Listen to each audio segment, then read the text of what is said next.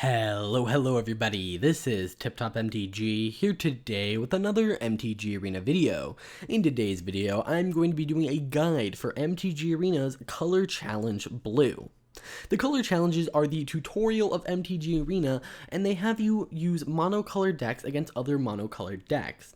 In this video, you're going to get to see me play all of those challenges, so if you're having trouble, you can see the step-by-step as to how to beat it. But just being able to beat it really isn't the point. The point is to learn more about the game, so along the way I'm also going to be teaching you what the lessons are trying to teach you. For instance, if there's a lesson that teaches you how combat works, I might explain it a little bit more in detail and help you understand.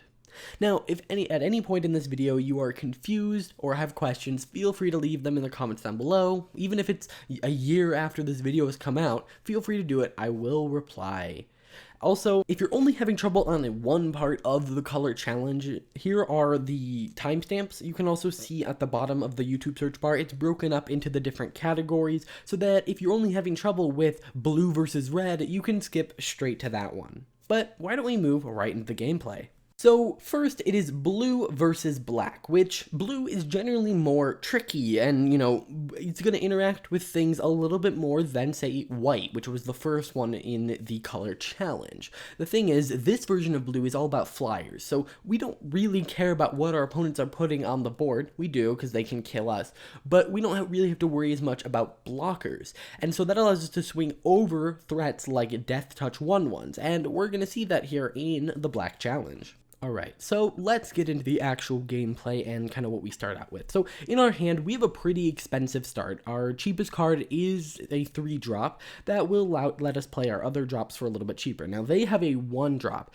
and what this lesson is also trying to teach you is that oftentimes black creatures have effects when they die, and because we have flyers, we can avoid killing them. So these goblins, they look like just normal 1/1s, but if they die, they put a -1/-, they give something -1/-1 until end of turn. So if I were to block one with my 2/2, it would take 1 damage and then be given -1/-1, which would kill it. Now, the AI doesn't seem to really understand that, but note, if you are playing with that, that is what will happen. Now, what's really important here, and this is very similar to the first white one, is sequencing your plays in the correct order.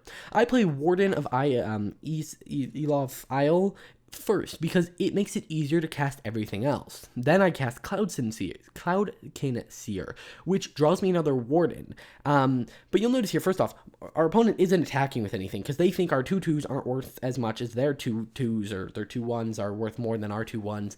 But you'll notice that I played the Warden before playing more Cloudkins, and that's just because it offers more value. It's very similar to previous challenges where if you do it in the right order, you're going to get a lot more value. I was able to start casting the Cloudkin Seers for 1 blue mana, but if I would have casted the Cloudkin Seer on the last turn, I would have still had to have paid 2 for each.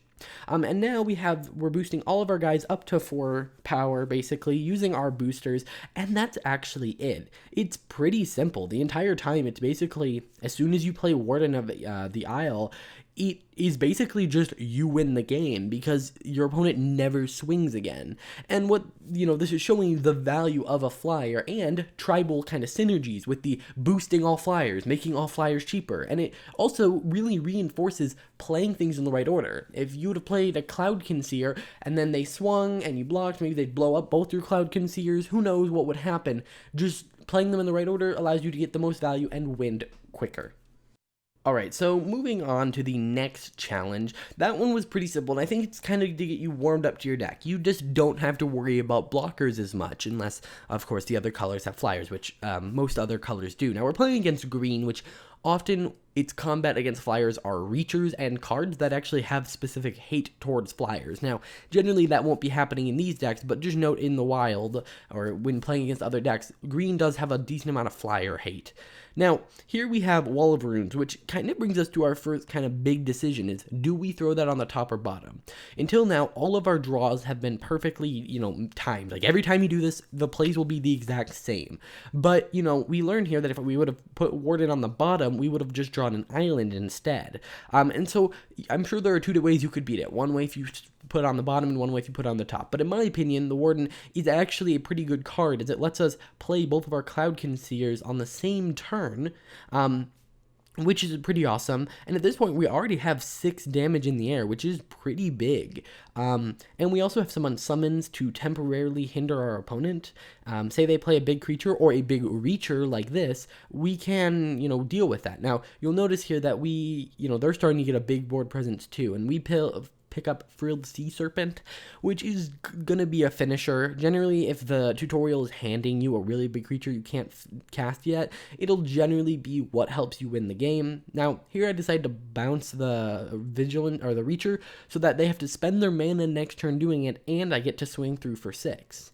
So they're probably going to get to swing at me for 4, and they'll actually probably swing with everything, but I think it's definitely worth just going at them. Think about it. I can bounce it on their turn now, and then play, and then swing for 6, and then we just have to get rid of the 4/4 one more time, or get another flyer, or any of that, and we're good. So it's a pretty safe bet to bounce it. You could have bounced something to save you some damage, but with Frilled Sea Serpent coming up next turn, that will be an unblockable amount of damage that will kill them. So even if they do manage to kill all of our flyers, the 4 isn't enough. You do need 1 flyer. But if they manage to play their Reacher, and then maybe even another Reacher, we still have lethal. We have lethal. We draw our 7th land, and we, make him unblockable. He can block one of our 2/2s, or 2/1s with flying, but the rest get through, and that's enough to kill him. So, why don't we talk about what you should have learned, or what the lesson was trying to teach you? So overall, it's trying to teach you how to effectively block and kind of attack even with flyers, and how flyers can be interrupted. We had to know what to use the unsummon on. Is it worth it to help it prevent damage, or is it better to get through to the attack? And that's kind of a judgment that I can't always say it's better to do the attack. Sometimes it will be better to save yourself.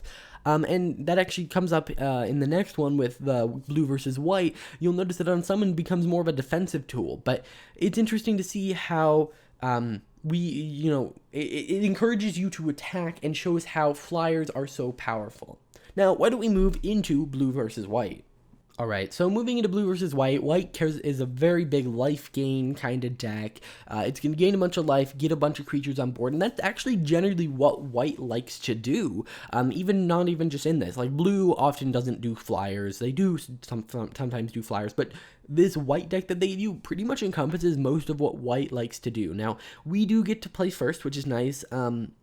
But we have a 2-drop, which is also nice. We're going to get out a creature before our opponent does.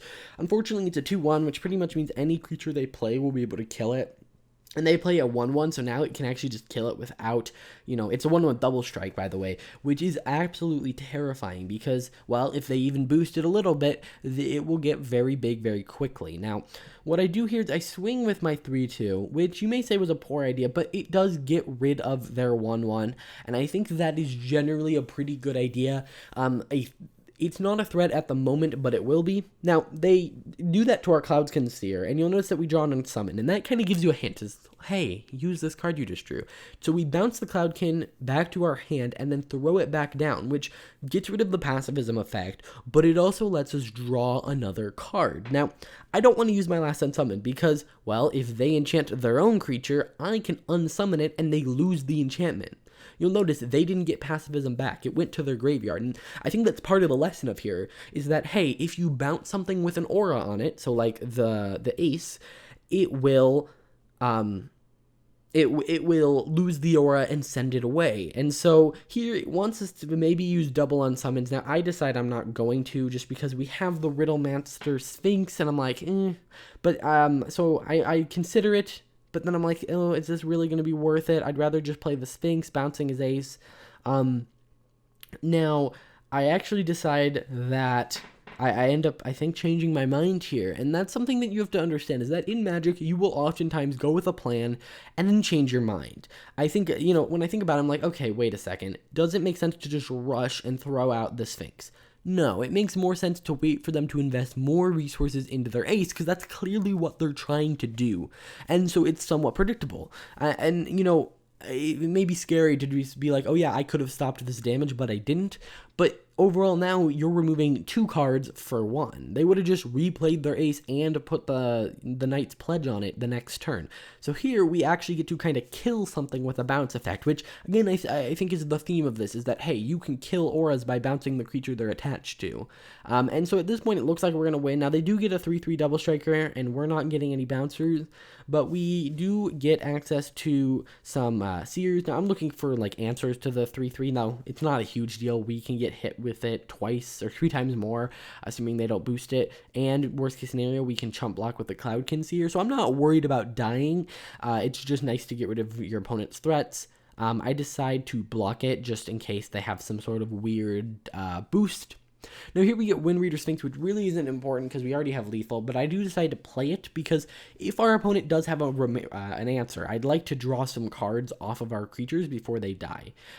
Generally, you want to wait until after combat to play things. You want to wait. Generally, the rule of thumb for Magic is wait until the very last second to cast things. Why? Because, well, say you have a kill spell and it says pay 3 mana, kill something.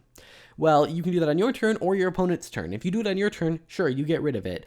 But if you do it on your opponent's turn, but the issue with doing it on your turn is that maybe your opponent plays something scarier that now you wish you saved the kill spell for. So generally you want to wait till the very last second, but that's not always true. Say the thing you want to kill has an awesome at the beginning of your upkeep trigger. So at the beginning of your upkeep, you win the game. Well, you kind of have to kill that on your turn before the trigger can go on the stack. So just knowing when to play spells is also kind of important, and I think that's also what that lesson was trying to teach you. Now, this deck we're about to go against is the red deck, and it is going to be very fast, so let's see how we do and how you can win. Alright, so moving into the red match, we are going to see that the deck is going to be very, very fast, and that, you know, generally our big flyers aren't super relevant because they're just going to be swinging anyway. Although that's not exactly true. They're going to have a lot of little creatures, so the flyers do help that way. But you'll notice that we actually don't start the game with any flyers. We start with things that care about flyers, and we have a card that protects our flyers, but that's about it. So we have this 2/1 that, you know, we could block the 1/1 and kill it, but that 1/1 will create a 1/1 whenever it's blocked. So do we really want to sacrifice our creature just to kind of demote their creature?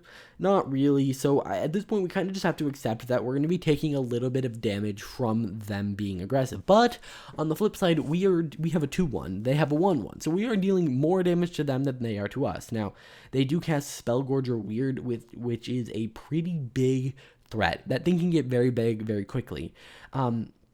And so I'm thinking about it, I'm like, okay, that means I really can't swing easily. So I decided to bounce it back to hand, which kind of just undoes their turn. And I assume that we're going to draw a flyer, so we draw a flyer. And what that essentially means is we get to swing at them for 6, which, you know, may seem like, oh, that's not a big deal, but it is a pretty big chunk of health. The only thing is I kind of want to save some mana for Glint, which allows us to give our creature of ours hexproof, so if our opponent tries to kill it.